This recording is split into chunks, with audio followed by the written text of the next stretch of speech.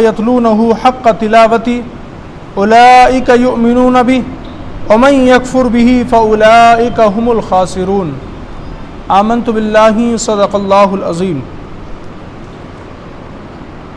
الحمدللہ رمضان المبارک سے پہلے تفسیر قرآن کا ہمارا جو سلسلہ جاری تھا اب وہ دوبارہ شروع ہونے جا رہا ہے، اور اس سے پہلے رمضان المبارک سے قبل سورۃ البقرہ کی 120 آیتوں کی تفسیر ہم سماعت کر چکے تھے۔ اب انشاءاللہ یہاں سے آگے کی تفسیر ہم سماعت کریں گے۔ اللہ تبارک و تعالیٰ نے سورۃ البقرہ آیت نمبر 121 میں ارشاد فرمایا، الذین آتیناہم الکتاب، وہ لوگ جنہیں ہم نے کتاب دی ہے، یتلونہ حق تلاوتی، تو وہ اس کی تلاوت کرتے ہیں جیسا تلاوت کرنے کا حق ہے۔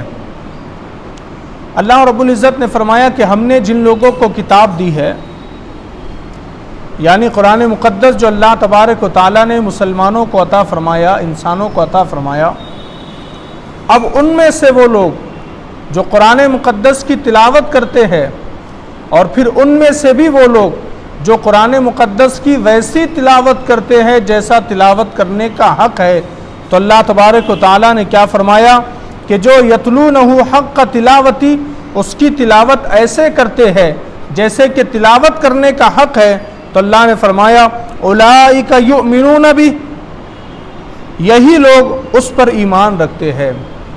مطلب قرآن مقدس جب ہم پڑھتے ہیں، اس کی تلاوت کرتے ہیں، تو صرف قرآن مقدس کو پڑھ لینا کافی نہیں ہے، بلکہ قرآن مقدس پر ایمان لانا اور اس پر عمل کرنا بھی ضروری ہے، اس پر ایمان رکھنا بھی ضروری ہے۔ اب کوئی انسان ہے وہ صرف قرآن پڑھتا رہا، اس کو اس سے کیا فائدہ حاصل ہوگا اگر وہ اس پر عمل نہیں کرے گا، اگر وہ قرآن کو سمجھے گا نہیں، تو اس کو قرآن مقدس سے وہ کیا فائدہ حاصل کرے گا؟ ہاں، چند نیکیاں وہ ضرور قرآن پڑھ کر حاصل کر سکتا ہے، لیکن ہدایت اگر اس کو چاہیے تو اسے قرآن مقدس کو سمجھ کر کے پڑھنے کی ضرورت ہے، جیسا اس کو پڑھنے کا حق ہے۔ انسان اگر ایسے قرآن کی تلاوت کرے گا تب دراصل وہ اس کا ایمان بھی مضبوط ہوگا اور قرآن مقدس کی تلاوت سے اس کو فائدہ بھی حاصل ہوگا۔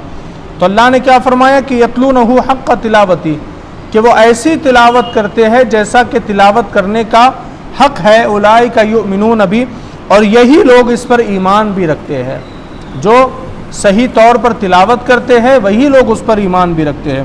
اور فرمایا ومن یکفر بہ فاولئک هم الخاسرون، اور جو اس کا انکار کرے تو وہی نقصان اٹھانے والے ہیں۔ جو قرآن مقدس کا انکار کرے، قرآن مقدس کی کسی آیت کا انکار کرے، قرآن مقدس کے کسی حکم کا انکار کرے، تو اللہ نے فرمایا فاولئک هم الخاسرون، تو وہ نقصان اٹھانے والوں میں سے ہے۔ حتیٰ کہ قرآن مقدس کی ایک آیت یا ایک حرف کا بھی اگر کسی نے انکار کیا تو وہ قرآن مقدس کے انکار کرنے کے سبب وہ کافر ہو جاتا ہے۔ کسی شخص نے اگر ایک حرف کا بھی انکار کیا تو وہ کافر ہو جاتا ہے، دائرہ اسلام سے خارج ہو جاتا ہے۔ تو اللہ نے وہی فرمایا کہ جو ومن یکفر بہ، جو اس کا انکار کرے گا فاولئک هم الخاسرون، تو وہ نقصان اٹھانے والوں میں سے ہو جائے گا۔ اب اسی طرح اللہ تبارک و تعالیٰ نے سورۃ البقرہ کی آیت نمبر 22 میں ارشاد فرمایا، یا بنی اسرائیل اذکروا نعمتی التی انعمت علیکم، اے یعقوب کی اولاد میرا احسان یاد کرو جو میں نے تم پر کیا۔ اللہ تبارک و تعالیٰ نے یہ یا بنی اسرائیل اذکروا والی آیت جو ہے پہلے پارے میں 3 مرتبہ بیان فرمائی ہے، تو اس کی تفسیر ہم پہلے سماعت کر چکے ہیں۔ اس کی وہی تفسیر ہے کہ اللہ نے یہودیوں کو مخاطب کرتے ہوئے کہا کہ اے اولاد یعقوب میرا وہ احسان یاد کرو جو میں نے تم پر کیا ہے۔ بنی اسرائیل والوں سے کہا کہ میرا وہ احسان یاد کرو جو میں نے تم پر کیا۔ اللہ نے کتنے احسان بنی اسرائیل والوں پر کیے تھے، اس کا ایک ذکر اللہ نے یہاں پر بھی کیا، انعمت علیکم، میں نے تم پر کتنا احسان کیا، وانی فضلتکم علی العالمین، وہ احسان یہ کہ میں نے اس زمانے کے سب لوگوں پر تمہیں فضیلت عطا فرمائی۔ بنی اسرائیل پر تمام احسان جو اللہ نے کیے تھے ان میں سے بڑا احسان یہ تھا اللہ نے تمام قوموں کے اندر، تمام آبادی کے اندر بنی اسرائیل والوں کو فضیلت عطا فرمائی تھی۔ تو یہ تو ایک فضیلت ہے، ایک احسان ہے خدا کا، نہ جانے خدا نے ہزاروں احسان بنی اسرائیل والوں پر کیے تھے۔ فرعون سے نجات ملنا یہ بھی تو بنی اسرائیل والوں پر خدا کا احسان تھا۔ دریا پار کر جانا یہ بھی تو خدا کا احسان تھا۔ آسمان سے منہ و سلوہ نازل ہونا یہ بھی خدا کا احسان تھا۔ پتھروں سے پانی کے چشمے جاری ہونا یہ بھی خدا کا احسان تھا۔ تو اللہ نے بنی اسرائیل والوں کو احسان یاد دلاتے ہوئے کہا، اے بنی اسرائیل والو، اولاد یعقوب، ذرا میرے احسانوں کو تو یاد کرو کہ میں نے تم پر کتنے احسان کیے، میں نے تم کو فضیلت عطا فرمائی ہے۔ اب اللہ تبارک و تعالیٰ نے احسان یاد کرانے کے بعد بنی اسرائیل والوں کو مخاطب کرتے ہوئے کہا، جو کہ سورۃ البقرہ آیت نمبر 123 میں اللہ نے فرمایا، وَاتَّقُوا يَوْمًا لَا تَجْزِي نَفْسٌ عَن نَفْسٍ شَيْئًا، اور اس دن سے ڈرو جب کوئی جان کسی دوسری جان کی طرف سے کوئی بدلہ نہ دیں گی۔ اللہ رب العزت نے فرمایا اس دن سے ڈرو کہ جس دن کوئی جان کسی اور جان کا بدلہ ہی نہیں دے سکتی۔ آگے کہا وَلَا يُقْبَلُ مِنْهَا عَدْلٌ وَلَا تَنْفَعُهَا شَفَاعَةٌ وَلَا هُمْ يُنصَرُونَ، اور نہ اس سے کوئی معاوضہ لیا جائے گا اور نہ کافر کو سفارش نفع دے گی اور نہ ہی ان کی مدد کی جائیں گی۔ اب یہی چیز کا ذکر اس سے پہلے بھی ہم سن چکے ہیں۔ اللہ رب العزت نے فرمایا کہ اس دن سے ڈرو، یعنی قیامت کے دن سے، کہ ایک جان کسی دوسری جان کا بدلہ نہیں دے سکتی۔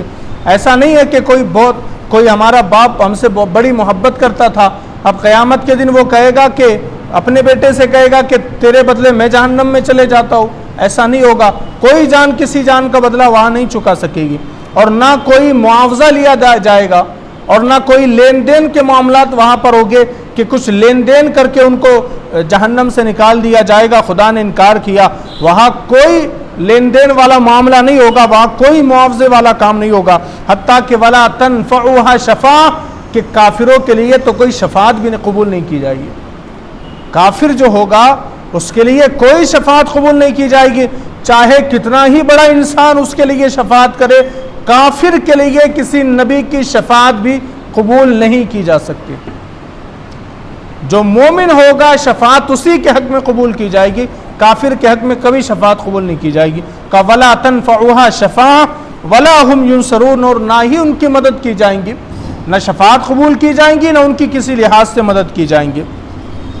پھر اللہ نے سورۃ البقرہ کی آیت نمبر 124 میں فرمایا وَإِذِ ابْتَلَىٰ إِبْرَاهِيمَ رَبُّهُ بِكَلِمَاتٍ فَأَتَمَّهُنَّ، اب یہاں سے موضوع چینج ہو رہا ہے، یہاں سے ٹاپک چینج ہو رہا ہے۔ اللہ نے فرمایا اور یاد کرو جب ابراہیم کو اس کے رب نے چند باتوں کے ذریعے آزمایا۔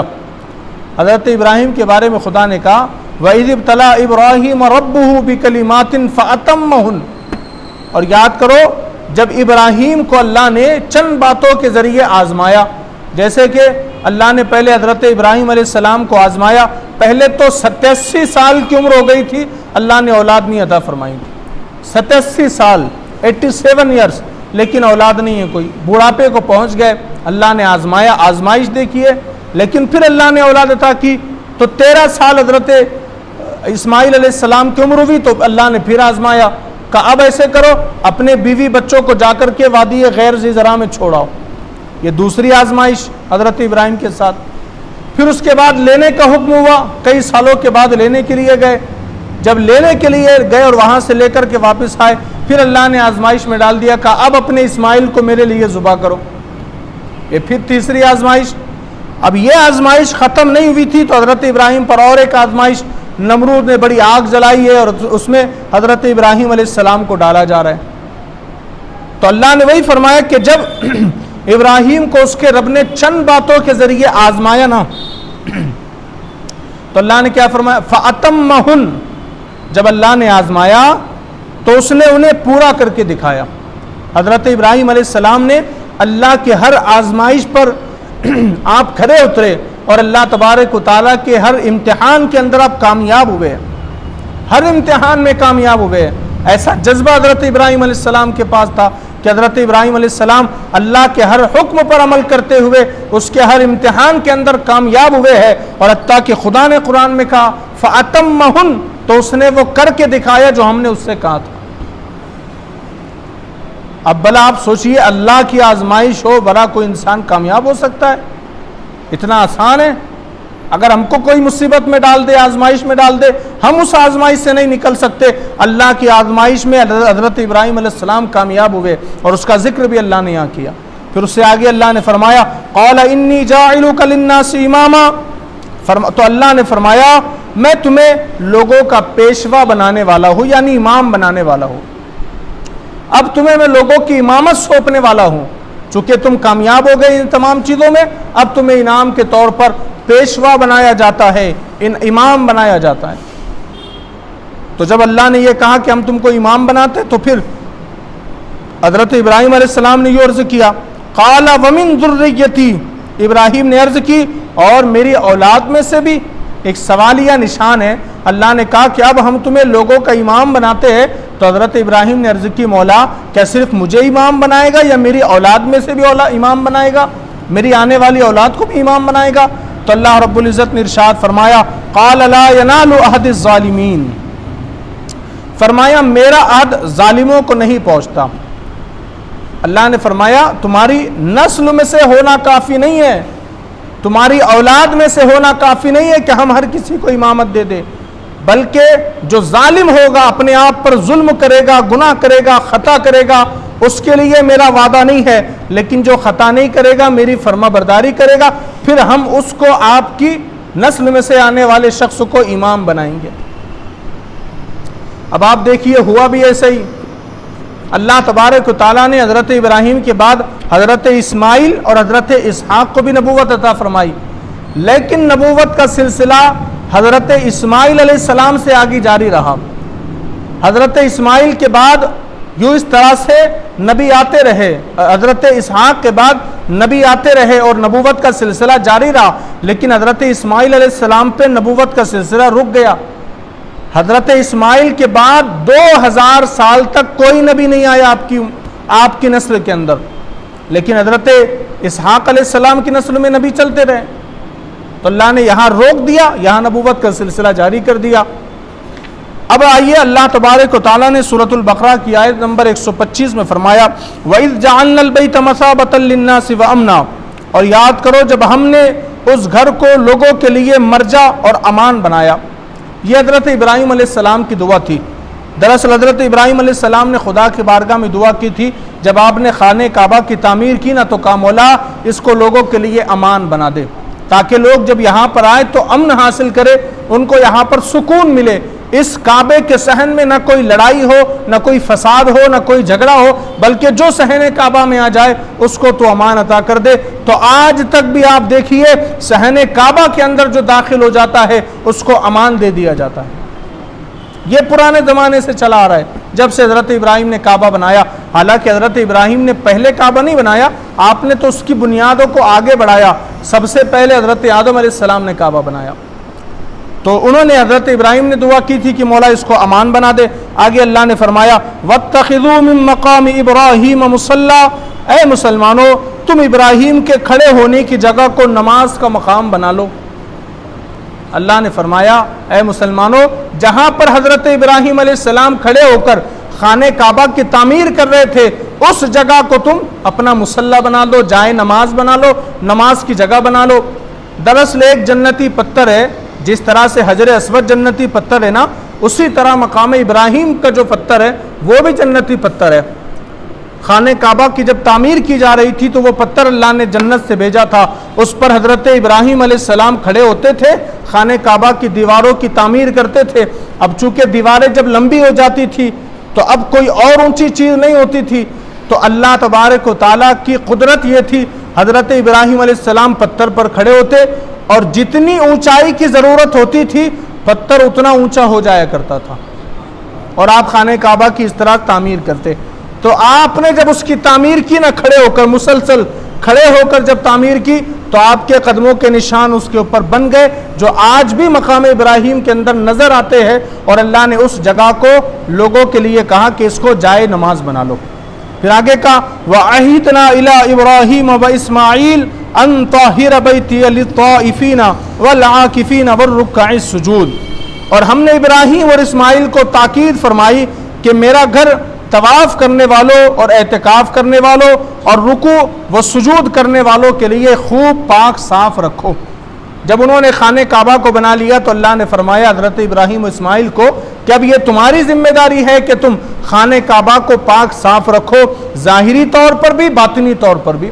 ظاہری طور پر یہ کہ جب کوئی آئے مسجد میں نماز پڑھنے کے لیے، کوئی طواف کرے، کوئی اعتکاف کرے، کوئی رکوع کرے، کوئی سجود کرے، تو ظاہری طور پر گندگی نہیں ہونی چاہیے، انسان کو عار محسوس نہیں ہونی چاہیے نماز پڑھنے میں یا عبادت کرنے میں۔ تو کہا ظاہری طور پر بھی صاف رکھو اور باطنی طور پر ایسے کہ اب یہ اللہ تبارک و تعالیٰ کا گھر بن چکا ہے، اب اس کے اندر کوئی بت قدا نہیں بننا چاہیے، کوئی مورتی نہیں آنی چاہیے، اس کے اندر کوئی صنم تراش نہیں آنا چاہیے، اور اب اس کعبے کے اندر کوئی اور خدا نہیں آنا چاہیے۔ تو اللہ نے فرمایا کہ ظاہری طور پر بھی پاک صاف رکھو اور باطنی طور پر بھی پاک صاف رکھو۔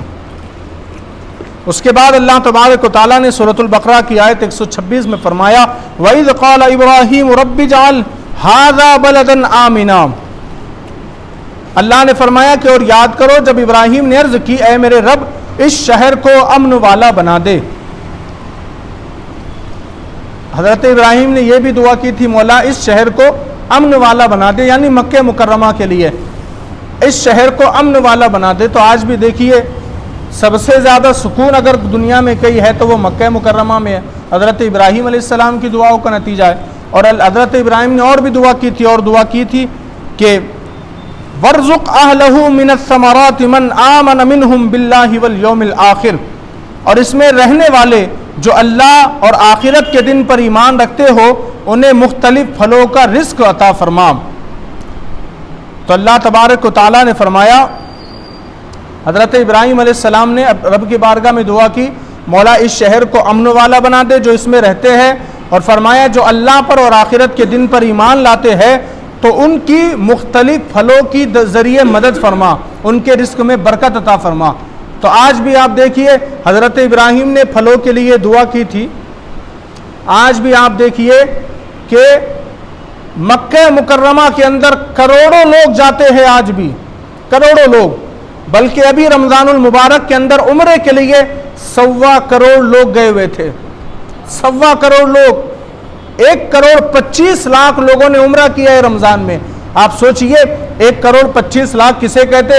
1.25 کروڑ کے تو آبادی کے تو کئی دیش ہے دنیا کے اندر، لیکن اتنے کروڑ لوگ ایک مہینے میں مکے کے اندر جا رہے۔ لیکن آپ نے کبھی نہیں سنا ہوگا کہ کبھی سیب کم پڑ گیا، کبھی کھجور کم پڑ گئی، کبھی بنانا کم پڑ گیا، کبھی یہ کم پڑ گیا۔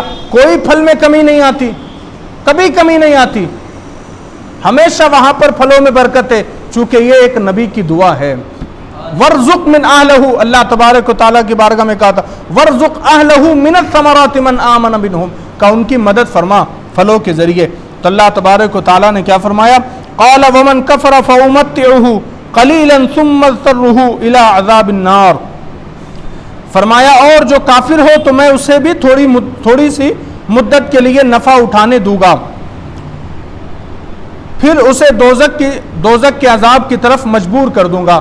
اب چونکہ نبی نے دعا کی تھی اور مکہ مکرمہ میں ضروری تو نہیں ہے کہ سارے مسلمان ہو، اس زمانے میں کچھ کافر بھی تھے، تو چونکہ نبی کی دعا کا اثر ان کو بھی ملا، تو اللہ نے کہا کہ جو کافر ہوگا نا تو اسے تھوڑی سی مدت کے لیے، یعنی جب تک وہ زندہ ہے، اس کو میں آپ کی دعا کی برکت بھی ضرور دوں گا، اس کو بھی محروم نہیں رکھا جائے گا۔ لیکن اللہ نے کیا فرمایا کہ پھر بعد میں اس کی گرفت کروں گا اور عذاب جہنم کی طرف اس کو مجبور کروں گا، اور پھر خدا نے کہا وَبِئْسَ الْمَصِيرُ، اور وہ پلٹنے کی بہت بری جگہ ہے، جہنم بڑی بری جگہ ہے۔ اس کے بعد اللہ نے سورۃ البقرہ آیت 127 میں فرمایا وَإِذْ يَرْفَعُ إِبْرَاهِيمُ الْقَوَاعِدَ مِنَ الْبَيْتِ وَإِسْمَاعِيلُ، اور جب ابراہیم اور اسماعیل اس گھر کی بنیادیں بلند کر رہے تھے تو یہ دعا کرتے ہوئے ربنا تقبل منا، اے ہمارے رب ہم سے قبول فرما، انک انت السمیع العلیم،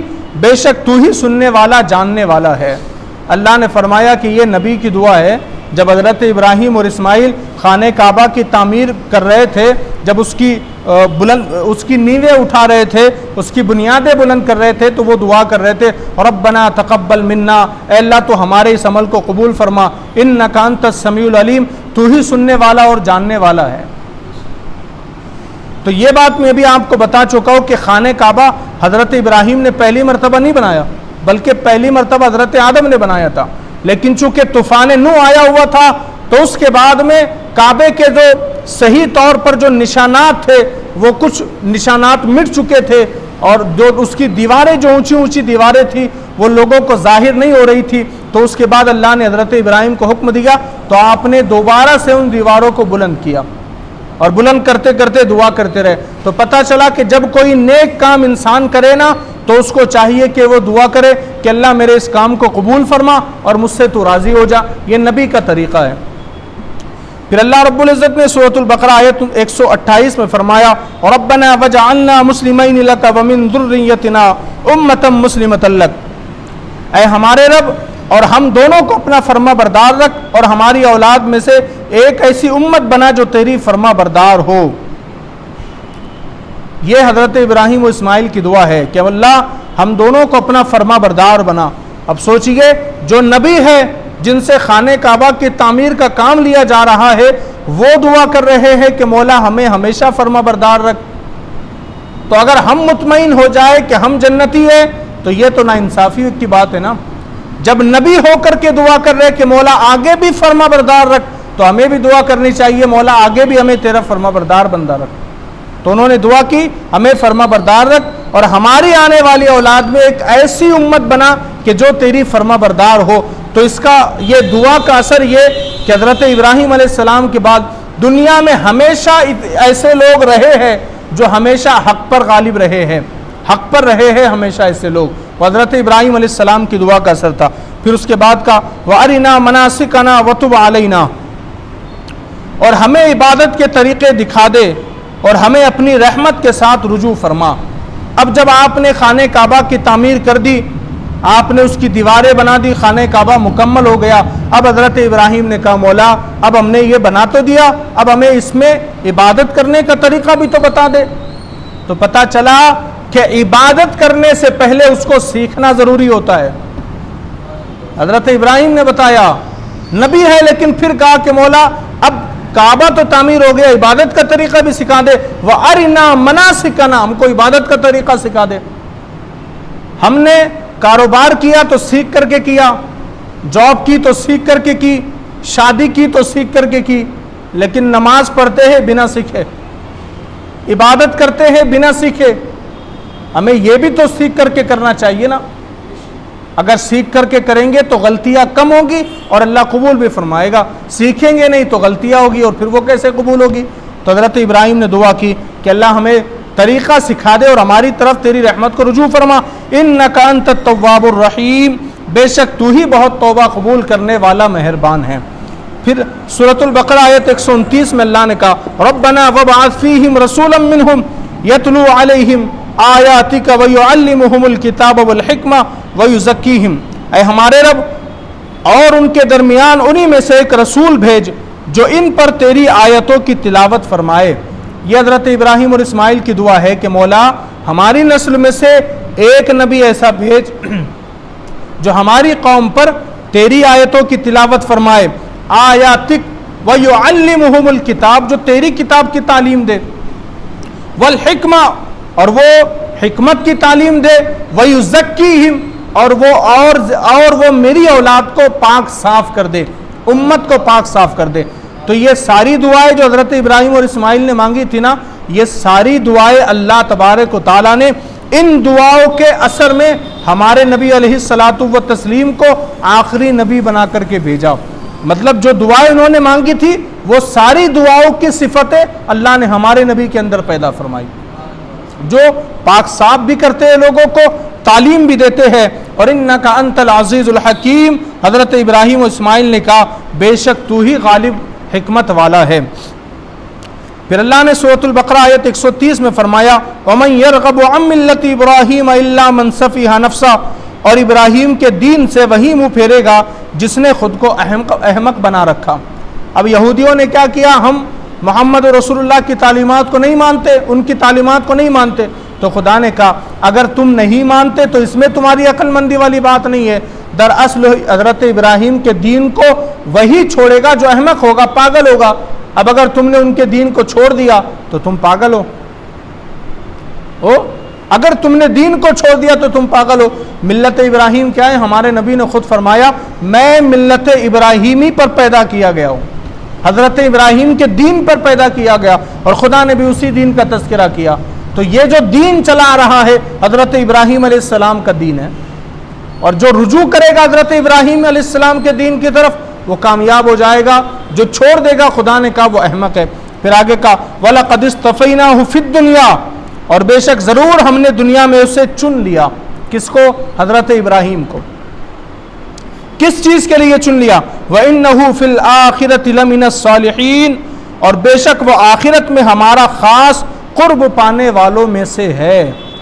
اللہ نے حضرت ابراہیم کو اپنے قرب کے لیے چن لیا، دنیا میں بھی اور آخرت میں بھی۔